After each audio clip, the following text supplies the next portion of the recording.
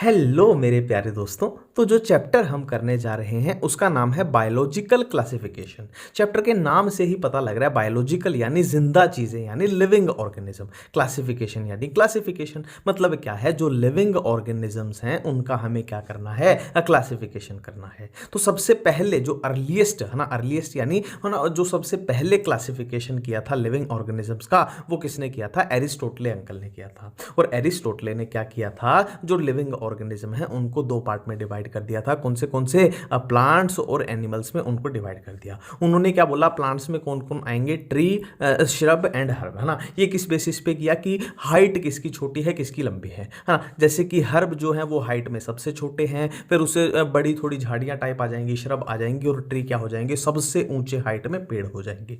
और एनिमल्स को उन्होंने दो पार्ट में डिवाइड कर दिया था, एक थे इनाइमा एक थे अनाइमा। ठीक है, यहाँ पे इनाइमा अनाइमा किस बेसिस पे, देखो जहां पे भी ए आ जाता है, ए आ जाता है मतलब क्या, किसी चीज का किसको डिनोट कर रहा है, वो अब्सेंस को डिनोट कर रहा है। तो यहां पे क्या है, ऐसे एनिमल्स जिसमें रेड ब्लड जो था अब्सेंट था वो हो जाएंगे अनाइमा, और रेड ब्लड जिनमें प्रेजेंट था वो हो जाएंगे इनाइमा हो जाएंगे। ठीक है, अब जाहिर सी बात है ये क्लासिफिकेशन अर्लीस्ट मतलब बहुत पुराने समय का था, तो जाहिर सी बात है इसमें बहुत सारी कमियां रही होंगी, है ना। अब धीरे धीरे जैसे टाइम आगे गया, साइंस आगे बढ़ी और नए नए है ना, नए नए बुद्धिजीवी, नए नए दिमाग वाले, नए नए साइंटिस्ट लोग आए, उन्होंने क्लासिफिकेशन को भी आगे बढ़ाया। ठीक है, तो क्लासिफिकेशन हम बेसिकली यहाँ पे कितने टाइप का पढ़ेंगे, एक तो अर्लीस्ट क्लासिफिकेशन हो गया एरिस्टोटले ने दिया, फिर क्या है हम 2 किंगडम पढ़ेंगे, 3 kingdom, 4 kingdom, 5 kingdom and 6 kingdom. ठीक है, अब यहाँ पे ये किसने दिया था, देखो ये अर्लीस्ट क्लासिफिकेशन किसने दिया था, ये नाम अपने को याद होना चाहिए हर हाल में।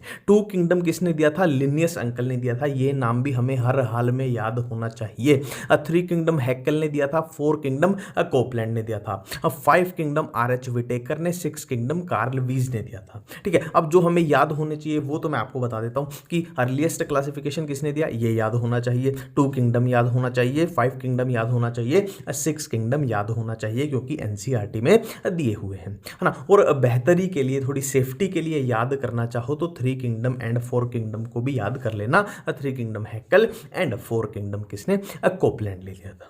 ठीक है, अब यहां पे देखते हैं कि ये 3 किंगडम 4 किंगडम ये कैसे बन रहे हैं, क्या हो रहा है। हाँ देखो, 2 किंगडम लिनियस अंकल ने दिया, उन्होंने सिंपल सी बात बोली कि जिसके पास क्या है, जिसके पास सेल वॉल क्या होगी, प्रेजेंट होगी, उसको प्लांट में डाल देते हैं, और जिसके पास सेल वॉल अब्सेंट होगी उसको एनिमल में डाल देते हैं। तो ये क्या हो गए, इनके 2 किंगडम हो गए। ठीक है, ये क्या हो गए, इनके 2 किंगडम हो गए। फिर 2 किंगडम के बाद क्या आया, प्लांट तो थे है ना, फिर एनिमल थे, एक नया किंगडम आ गया, प्रोटिस्टा आ गया, 3 किंगडम हो गए।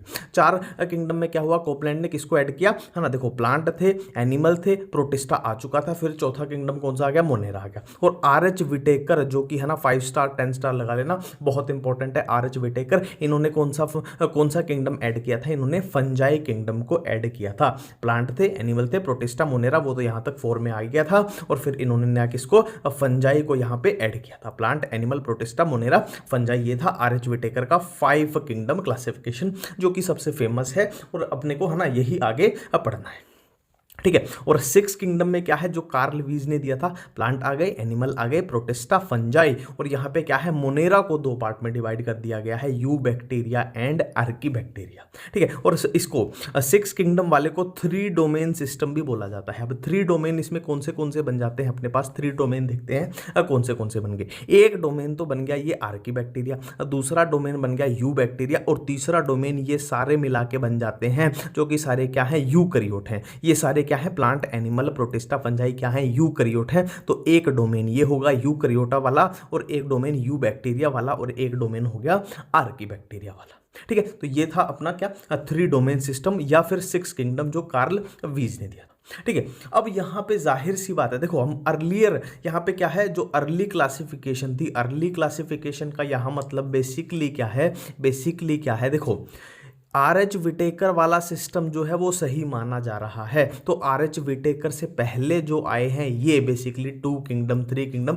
इनकी गड़बड़ियों की बात की गई है कि इनमें क्या क्या गड़बड़ियां थी, इनकी वजह से क्या क्या प्रॉब्लम आ रही थी।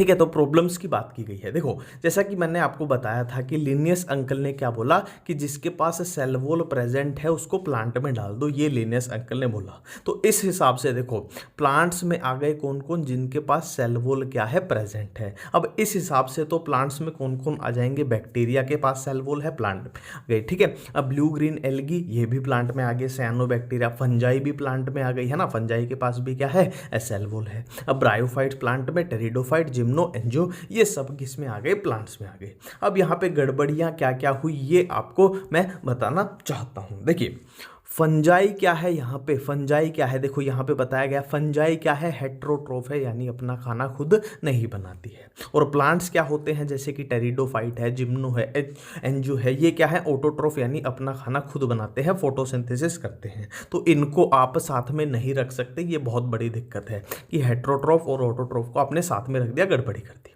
ठीक है। और क्या है एनसीईआरटी में दिया हुआ है, देखो क्लैमिडोमोनास और स्पायरोगैरा को किस में रख दिया, एल्गी के अंदर रख दिया, दोनों को किस में रख दिया, एल्गी के अंदर रख दिया।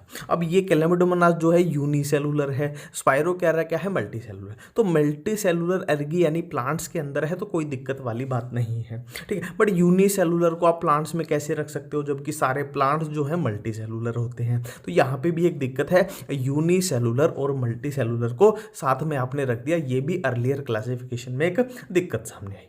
और क्या है, देखो यहाँ पे हमने क्या किया था, यहाँ पे देखिए हमने फंजाई और बाकी के प्लांट्स जो हैं उनको साथ में रख दिया था, है ना। अब यहाँ पे दिक्कत क्या है, फंजाई की जो सेल वॉल है वो किसकी बनी होती है, काइटिन की बनी होती है।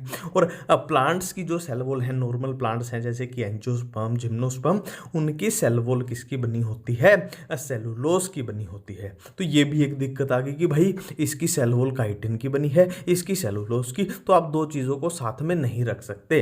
तो ये क्या थी, प्रॉब्लम्स थी अर्ली क्लासिफिकेशन की, है ना, कि उसमें सुधार की जरूरत थी, बहुत सारे सुधार की ज़रूरत थी। तो ये सुधार बेसिकली किए किसने थे, आर.एच. विटेकर साहब ने किए थे, जो कि क्या है अपना 5 किंगडम क्लासिफिकेशन लेके आए थे, जिसकी हमने यहाँ पे बात भी की थी, ये 5 किंगडम क्लासिफिकेशन, है ना। तो 5 किंगडम क्लासिफिकेशन, है ना, ये इन्होंने क्लासिफिकेशन जो किया, इनका बेसिस क्या रखा था इन्होंने, वो यहाँ पे बात कर रहे हैं, जो कि एनसीईआरटी में ये सारे लिखे हुए हैं। सेल स्ट्रक्चर, बॉडी ऑर्गेनाइजेशन, और क्या है मोड ऑफ न्यूट्रिशन, और क्या है रिप्रोडक्शन, और क्या है फाइलोजेनिक रिलेशंस, ठीक है। ये इनका बेसिस था। और इनका जो 5 किंगडम क्लासिफिकेशन हम बार बार बात कर रहे हैं, ये बेसिकली है क्या, बेसिकली ये आपके सामने है, ठीक है। हुआ क्या था, देखो ऑर्गेनिजम्स को क्या करो, ऑर्गेनिजम्स को सिंपली दो पार्ट में डिवाइड कर दो, एक होंगे प्रोकैरियोट, एक होंगे यूकैरियोट, ठीक है। अब यहाँ पे नाम समझते हैं, प्रोकैरियोट यूकैरियोट का मतलब क्या होता है। देखो इसमें एक वर्ड आ रहा है प्रो यानी क्या होता है, प्रिमिटिव, पुराना, और यू मतलब होता है ट्रू, सच्चा, ठीक है। और करियो का मतलब क्या होता है, न्यूक्लियस के रिलेटेड, करियो का मतलब होता है न्यूक्लियस के रिलेटेड। तो देखो प्रो यानी पुराना, करियो यानी न्यूक्लियस, मतलब जिनमें पुराने टाइप का न्यूक्लियस पाया जाता है।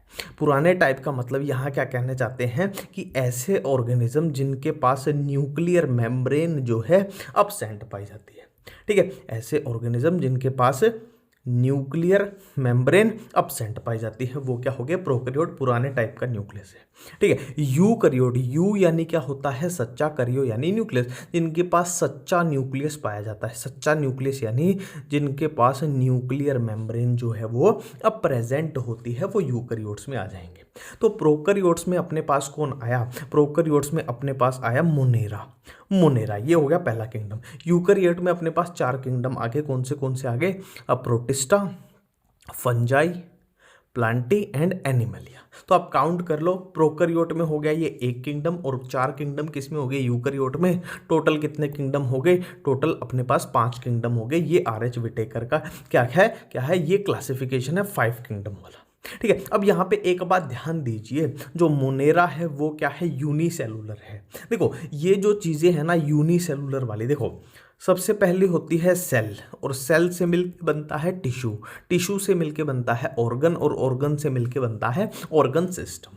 ठीक है, तो हम जब इस डायरेक्शन में जा रहे हैं, सेल से लेके टिश्यू, फिर ऑर्गन सिस्टम, यानी हम एडवांसमेंट की तरफ है ना, एडवांस होते जा रहे हैं, है ना। तो ऐसा ही कुछ यहाँ पे आपको देखने को मिलेगा कि हम मुनेरा से जब इस डायरेक्शन में जाएंगे, इस तरफ जाएंगे, तो एडवांस हो रही हैं चीज़ें क्या हो रही हैं, एडवांस हो रही हैं। देखो मुनेरा कैसे थे बेचारे, यूनिसेलुलर थे। प्रोटिस्टा भी यहाँ पे मल्टी सेलुलर नहीं हो पाए हैं, ये भी क्या है, यूनिसेलुलर है। फिर धीरे धीरे क्या है, चीज़ें मल्टी सेलुलर हो गई हैं, टिश्यू आ गया है, बट वो अभी लूज टिश्यू है। और प्लांट में क्या बन गया, टिश्यू भी बन गया, ऑर्गन भी बन गया। और एनिमल्स में तो क्या है, टिश्यू भी है, ऑर्गन भी है, और ऑर्गन सिस्टम भी है ना। एनिमल्स यानी हमारे अंदर भी आपने देखा होगा ऑर्गन सिस्टम, जैसे कि डाइजेस्टिव सिस्टम है, रिप्रोडक्टिव सिस्टम है ना, ऐसे रेस्पिरेटरी सिस्टम है, तो सारा सिस्टम है। अब यहाँ पे क्वेश्चन क्या बनेगा, सबसे पहला क्वेश्चन बनेगा, आपसे पूछ लिया जाएगा कि यूनिसेलुलर यूकैरियोट्स कौन सा किंगडम होता है। देखो यूनिसेलुलर यूकैरियोट कौन सा किंगडम है, प्रोटिस्टा आंसर जाएगा। ये बहुत प्यारा क्वेश्चन बनता है। ठीक है, एक क्वेश्चन बनता है लूज टिश्यू किस में पाया जाता है, तो एनसीईआरटी में जो टेबल दी हुई है उसमें साफ साफ लिखा है, क्या है, लूज टिश्यू फंजाई के अंदर पाया जाता है।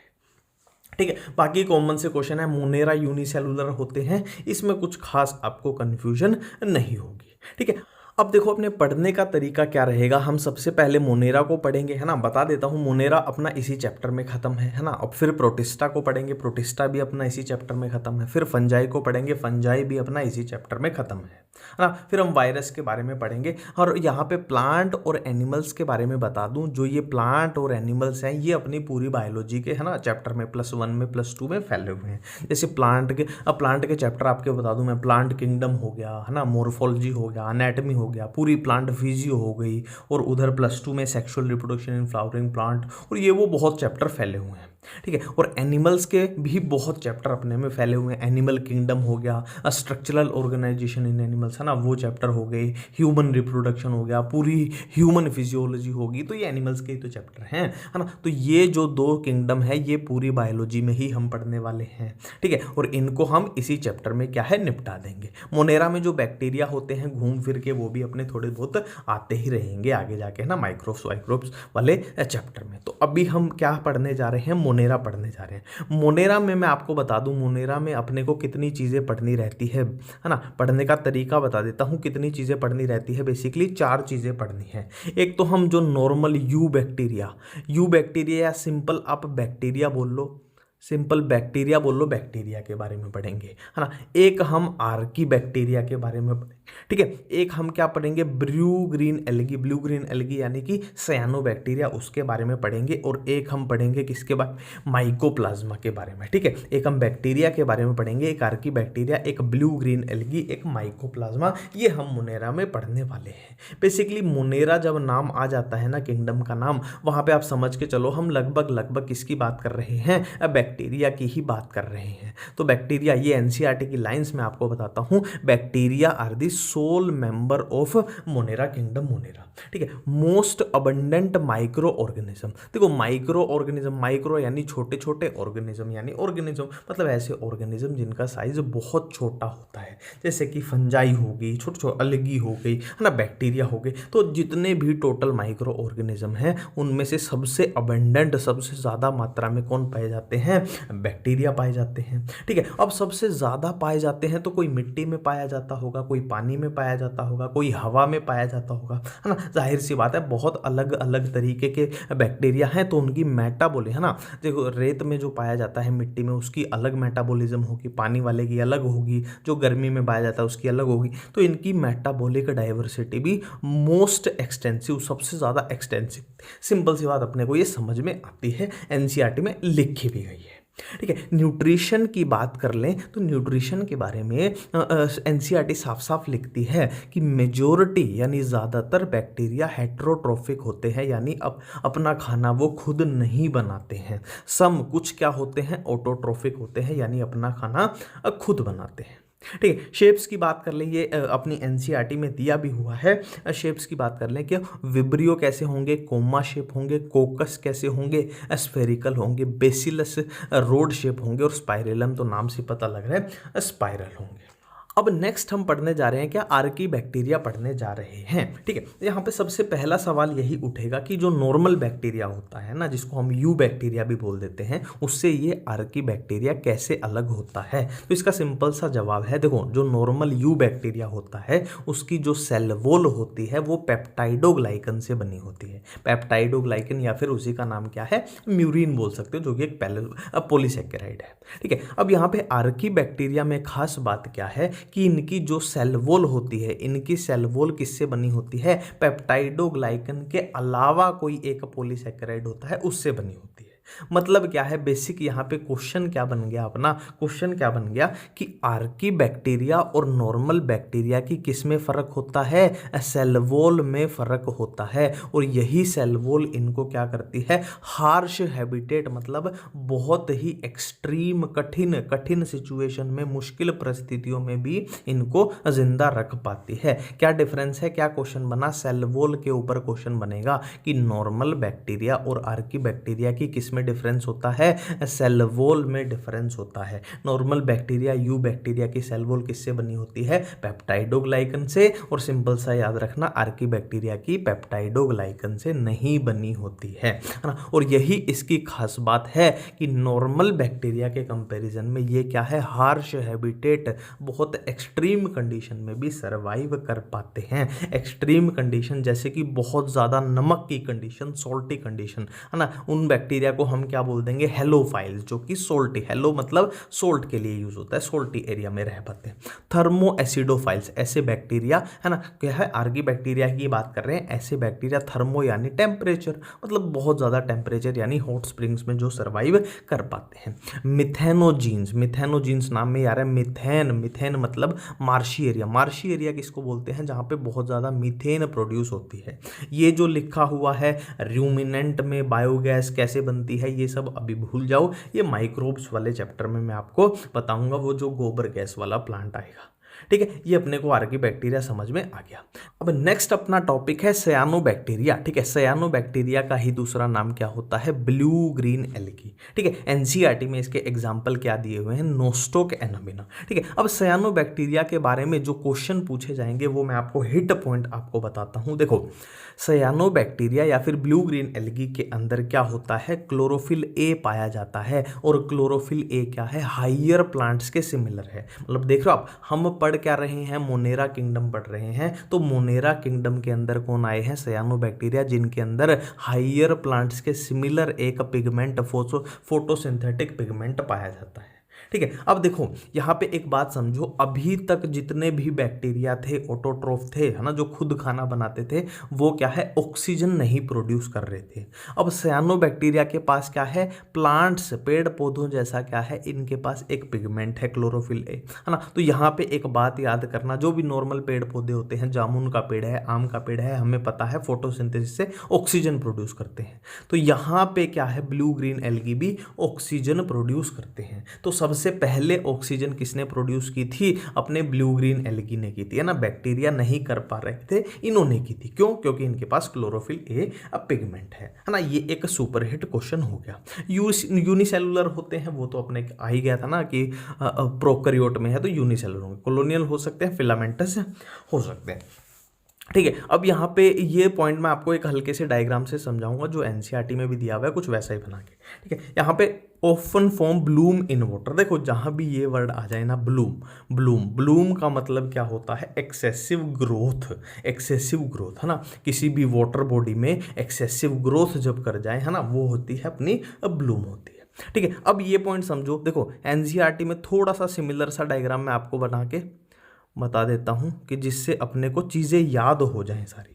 ठीक है, यहाँ पे एक ऐसे बना देते हैं सेल, ये थोड़ी खास सेल है, खास क्यों है वो मैं आपको बताऊंगा, और उसके बाहर थोड़ी ऐसे जिलेटिनस शीट कवरिंग सी बना देते हैं, कवरिंग सी बना देते हैं। ठीक है, तो क्या बोला गया है एनसीईआरटी का, है ना, ऐसा ही डायग्राम दिया हुआ है कि सराउंडेड बाय जिलेटिनस शीथ, ये मैंने बना दी है कि सराउंडेड बाय, इनके बाहर जिलेटिनस शीथ से सराउंड हुए। ठीक है, अब क्या है इनमें, क्या है नाइट्रोजन, है ना, नाइट्रोजन को फिक्स करने के लिए स्पेशलाइज्ड सेल होती है जिसको हेट्रोसिस्ट बोलते हैं। देखो बाकी सेल के कंपैरिजन में ये मैंने एक बनाई है कि जो थोड़ी अलग सी सेल दिख रही है, तो इसको क्या है हेट्रोसिस्ट बोल दिया जाता है। स्पेशलाइज्ड सेल होती है जिसको हेट्रोसिस्ट बोल दिया जाता है, और ये काम क्या है इनका, नाइट्रोजन फिक्सेशन। याद क्या रखना है कि ब्लू ग्रीन एल्गी के अंदर हेट्रोसिस्ट होती हैं जो नाइट्रोजन फिक्सेशन में काम आती हैं। ठीक है, ये साइनोबैक्टीरिया था, अपना ब्लू ग्रीन एल्गी था। अब हम बढ़ते हैं आगे, इंपॉर्टेंट पॉइंट्स किसके, एनसीईआरटी में जो दिए हुए हैं।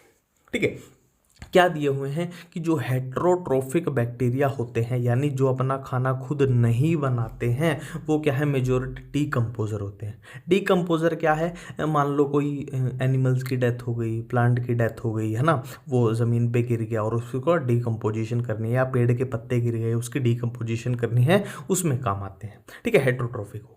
और क्या है हेट्रोट्रोफिक बैक्टीरिया, क्या है हेल्पफुल इन मेकिंग कर्ड, है ना, दही बनाने में जो अपना लैब होता है ना, लैक्टिक एसिड बैक्टीरिया, जो अपना आगे भी आएगा, है ना, एंटीबायोटिक्स बनाने में, नाइट्रोजन फिक्सेशन इन लेग्यूम्स में। ये पॉइंट इतने बहुत ज़्यादा क्वेश्चन लायक तो नहीं है, पर एनसीईआरटी में लिखे गए हैं।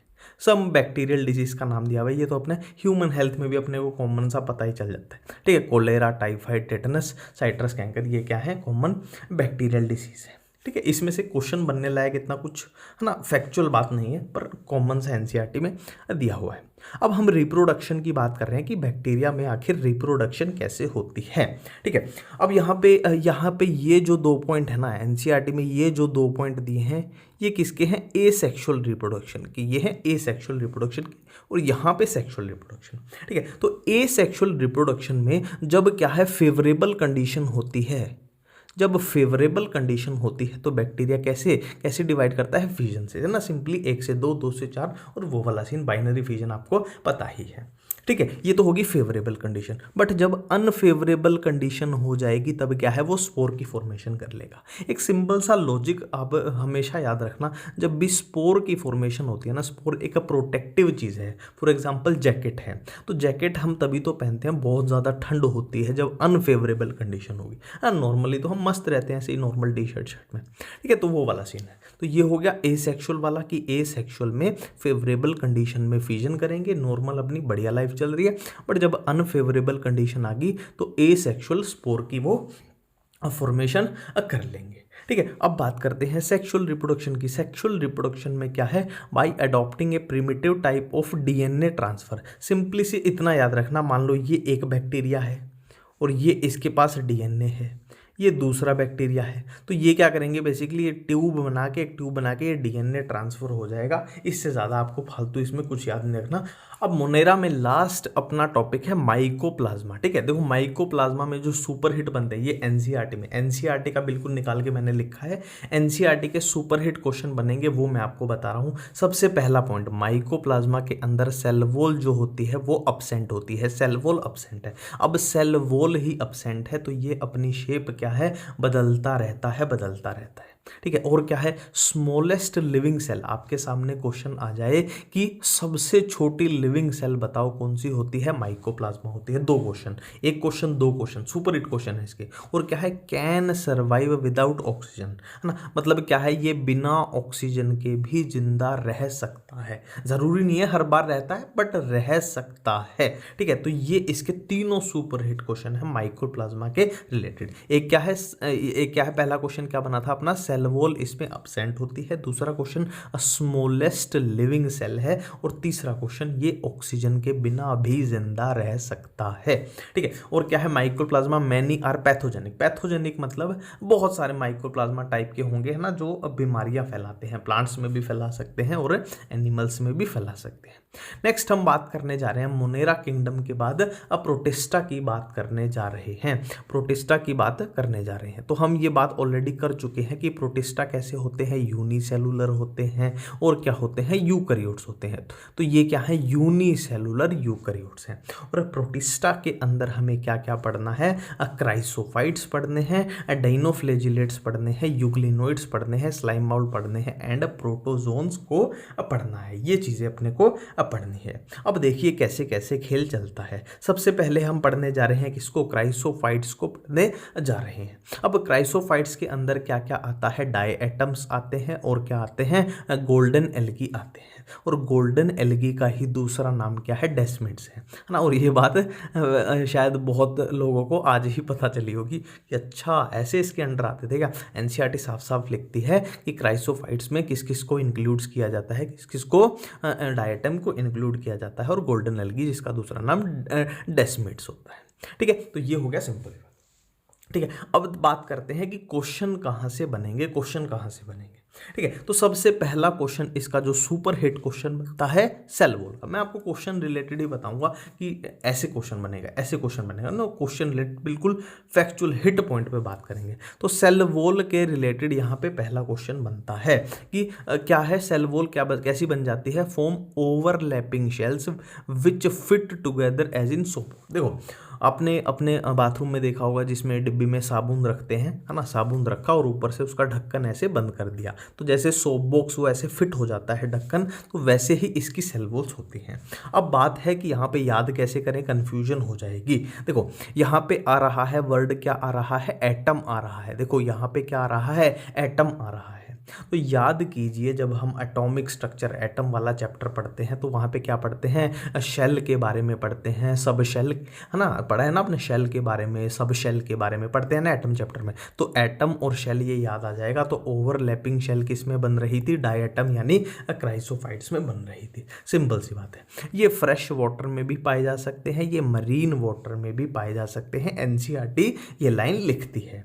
और क्या है, float passively in water current, जिसको प्लांक्टन भी बोला जाता है। देखो एक होता है नेक्टन, एक होता है नेक्टन, एक होता है नेक्टन, एक प्लांक्टन। ठीक है, नेक्टन क्या होते हैं, बेसिकली एनिमल्स होते हैं। एनिमल्स होते हैं जो खुद से मान लो फॉर एग्जाम्पल ये पानी है, और पानी का है ना, ये पानी का कोई भी वाटर बॉडी है और पानी का फ्लो इस डायरेक्शन में है। तो जो नेक्टन होते हैं वो पानी के फ्लो के ऑपोजिट भी क्या कर सकते हैं, तैर सकते हैं, स्विम कर सकते हैं। और नेक्टन क्या होते हैं, एनिमल्स होते हैं। सिंपल सी बात है। जबकि प्लांक्टन क्या होते हैं, वो प्लांट भी हो सकते हैं, वो एनिमल भी, वो कोई भी ऑर्गेनिज्म हो सकता है, वो प्रोटिस्टा भी हो सकते हैं, जैसे कि हम पढ़ रहे हैं। ठीक है, तो ऐसा ऑर्गेनिज्म जो पानी के फ्लो के साथ तैरे, पैसिवली, पैसिव मतलब अपनी एनर्जी नहीं लगा रहा, जैसे पानी जिस डायरेक्शन में बहेगा पानी के बहाव के साथ वो बह जाएगा।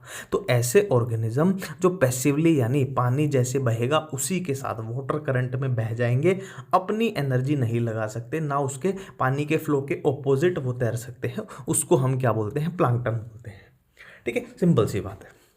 अब यहाँ पे क्या है, मोस्टली फोटोसिंथेसिस है ना, फोटोसिंथेसिस ये करते हैं, यानी अपना खाना ये खुद बनाते हैं।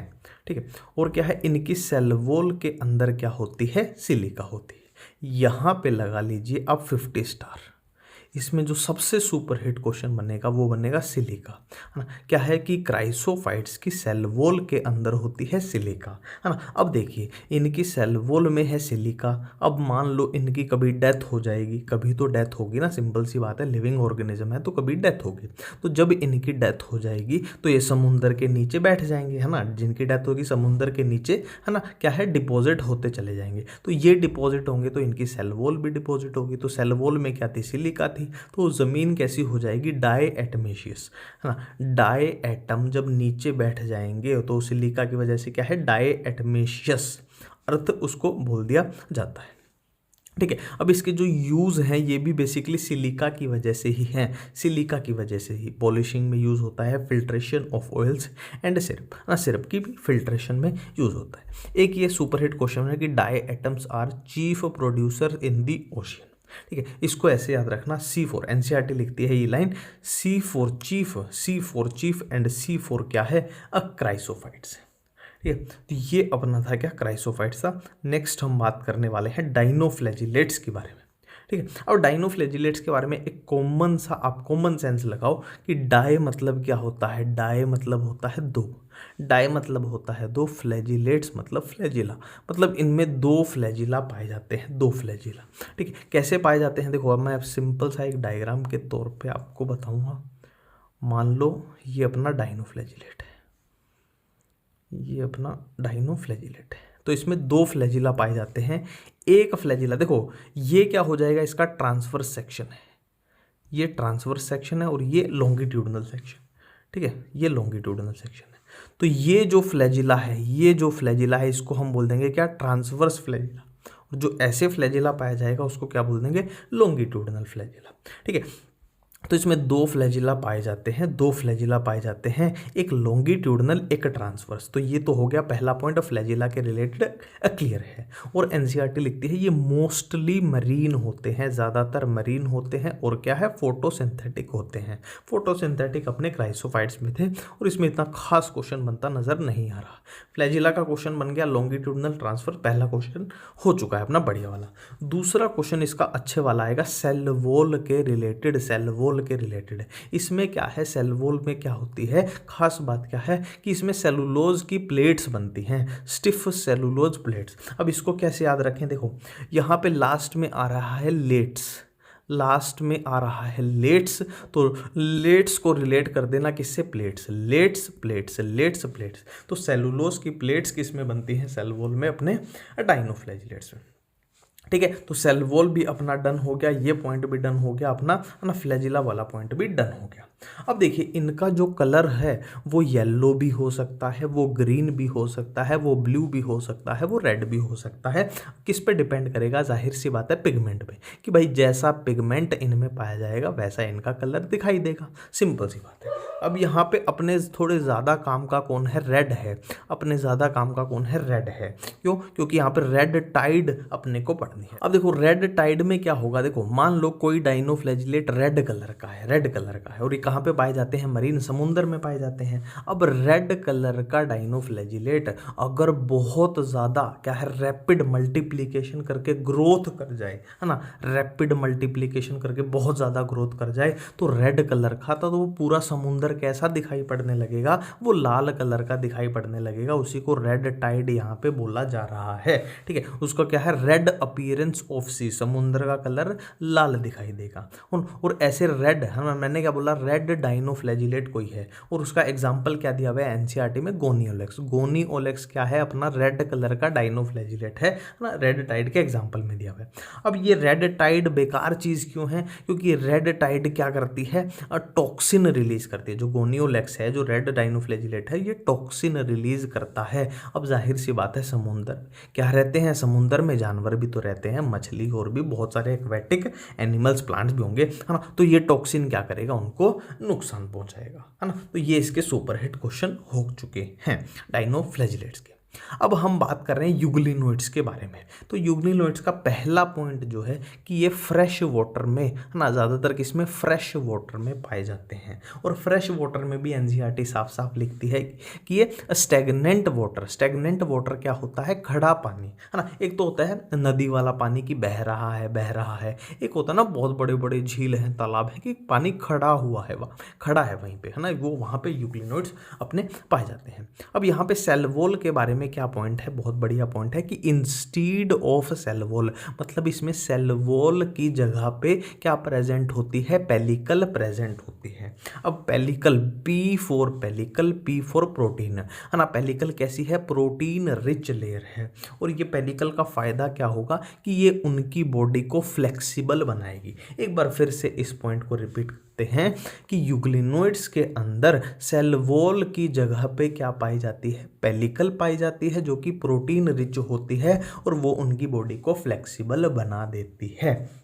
ठीक है, अब बात करते हैं फ्लैजिला की। फ्लैजिला इसमें भी दो पाए जाते हैं, इसमें भी दो पाए जाते हैं, बट इसमें कैसे हैं, शॉर्ट एंड लॉन्ग। अब यहाँ पे कन्फ्यूजन मत क्रिएट कर देना, डाइनोफ्लैजिलेट में लॉन्गिट्यूडनल ट्रांसवर्स थे, मैंने डायग्राम भी आपको दिखाया था। यूग्लिनोइड में शॉर्ट एंड लॉन्ग होते हैं। थोड़ा सा मैं डायग्राम की हेल्प से बता दूँ, इसमें थोड़ा सा ना बेसिक आइडिया देता हूँ कि कैसे होते हैं। मान लो ये एक यूग्लिनोइड है, ये एक यूग्लिनोइड है। तो इसमें मान लो ये एक फ्लैजिला है, ये दूसरा फ्लैजिला है।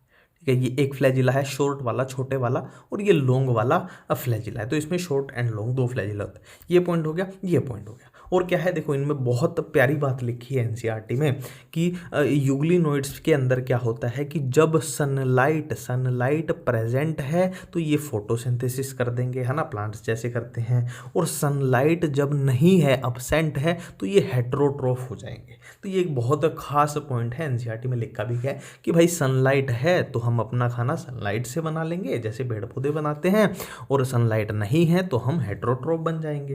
ठीक है, और यूग्लिनोइड्स का नाम से ही पता लग रहा है, यूग्लिनोइड्स, यूग्लिना एग्जाम्पल एनसीईआरटी में दिया हुआ है। और इनके पिगमेंट्स जो होते हैं, पिगमेंट्स यानी फोटोसिंथेटिक पिगमेंट की बात कर रहे हैं, वो आइडेंटिकल होते हैं हाइयर प्लांट के। ये भी पॉइंट अपना क्वेश्चन लायक है कि यूग्निलोइड्स के अंदर क्या है, जो फोटोसिंथेटिक पिगमेंट हैं वो हाइयर प्लांट के आइडेंटिकल पाए जाते हैं।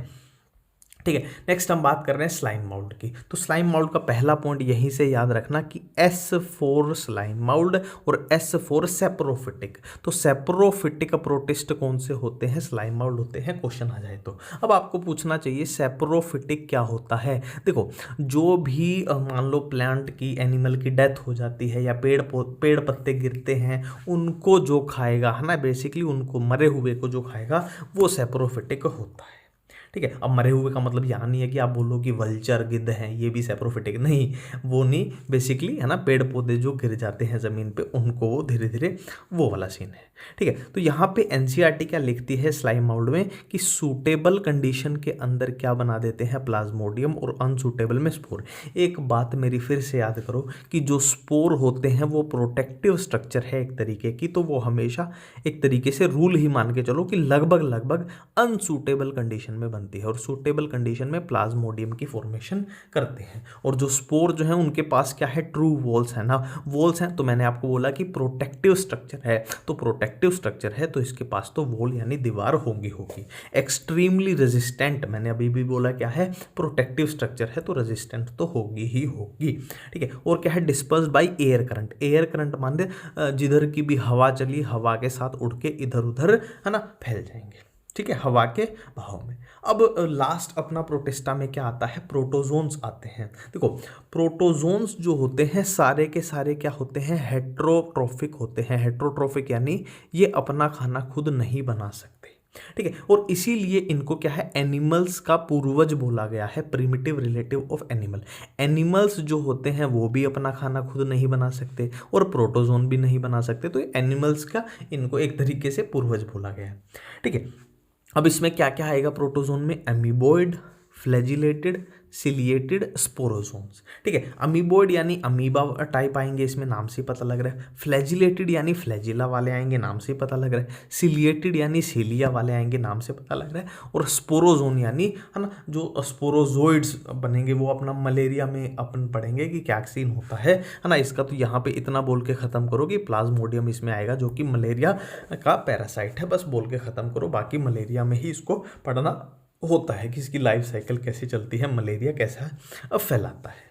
ठीक है, अब हम बात कर रहे हैं यहाँ से अमीबोइड की। अमीबोइड में क्या हो सकते हैं, प्रीडेटर भी हो सकते हैं, पैरासिटिक भी। ठीक है, प्रीडेटर क्या होते हैं, शिकारी जो शिकार करते हैं। पैरासिटिक क्या होते हैं, पैरासाइट। ठीक है, एक तो होता है शिकार करना, और पैरासाइट यानी किसी के सर में जूं है, या वो कुत्ते बिल्ली के ऊपर, है ना, छोटे मोटे कीड़े, वो पैरासाइट की तरह हैं कि वो उसको मार नहीं रहे बट उसके ऊपर, है ना, उस पर डिपेंड करके रह रहे हैं। और प्रीडेटर क्या है, मार देता है अपने शिकार को। ठीक है, तो प्रीडेटर का एग्जाम्पल क्या दिया है, अमीबा, और पैरासिटिक का एंटमीबा। ठीक है, और क्या है, एनसीईआरटी लिखती है कि सिलिका शेल्स ऑन सरफेस। देखो, क्राइसोफाइट जो डाई एटम्स होते हैं ना, उनमें भी सिलिका होती है, वहाँ पे हम याद भी रख लेते हैं, पर जनरली हम यहाँ पे ध्यान नहीं दे पाते कि प्रोटोजोन में अमीबोइड के अंदर भी सिलिका का जिक्र किया गया है, यहाँ पे हम थोड़ा ध्यान नहीं दे पाते हैं। ठीक है। नेक्स्ट हम फ्लैजिलेटेड की बात करें तो इनके पास फ्लैजिला होती है, नाम से ही पता लग रहा है। एग्जाम्पल, ये इंपॉर्टेंट है, यहाँ पे क्वेश्चन पूछे जाने लायक बात क्या है कि इसका एग्जाम्पल क्या है, ट्रिपेनोजोमा है। ट्रिपेनोजोमा जो कि कौन सी बीमारी, स्लीपिंग सिकनेस कोज करता है, ये वाले डिजीज, ये है इसका क्वेश्चन पूछे जाने लायक बात है, ट्रिपेनोजोमा स्लीपिंग सिकनेस। ठीक है। अब यहाँ पे बात करें सिलिएटेड, सिलिएटेड एक्टिवली मूविंग, मतलब जो सिलिया है वो इनको है ना मूवमेंट में मदद करती है। और क्या है, इनमें कैविटी होती है, गलेट, गलेट इनमें क्या होती है, कैविटी होती है। और यहाँ पे क्वेश्चन पूछे जाने लायक इसका एग्जाम्पल जरूर याद रखना, पैरामीशियम, पैरामीशियम। ठीक है। देखो यहाँ पे एक सिंपल सा थोड़ा सा ट्रिक लगा लेना, यहाँ पे सीएम सी आई आ रहा है और ये भी सी आई है, सी आई है, सी आई है। बहुत सारे बच्चों को कन्फ्यूजन हो जाएगी ट्रिपेनोजोमा और पैरामीशियम में कि कौन सा किस में था। तो यहाँ पे भी सी आई है, यहाँ पे भी सी आई है, थोड़ा याद करना, सिलिएटेड में पैरामीशियम है। तो यहाँ पे अपना क्या हो गया, प्रोटोजोन यानी प्रोटिस्टा किंगडम भी खत्म हो गया। अब नेक्स्ट बारी है फंजाई की, जो कि हम नेक्स्ट पार्ट में करने वाले हैं। तब तक के लिए थैंक यू, धन्यवाद।